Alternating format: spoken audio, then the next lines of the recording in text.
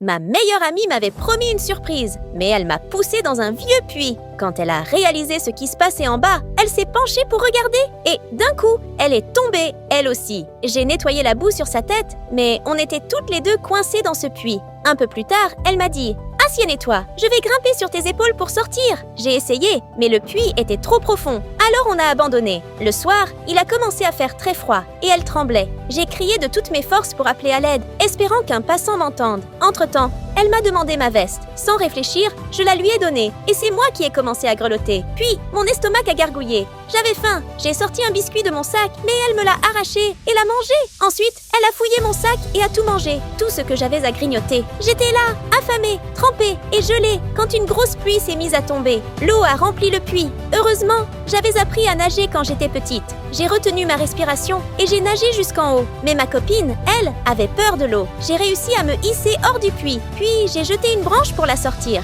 Mais à peine dehors, elle a pris la branche et s'est mise à me courir après pour me frapper. Furieuse, j'étais en colère moi aussi. Je lui ai arraché la branche et je suis partie en courant. Mais l'histoire ne s'arrête pas là. En se retournant, pleine de regrets, elle est retombée dans le puits. Pour la partie 2, abonne-toi et écris partie 2 en commentaire.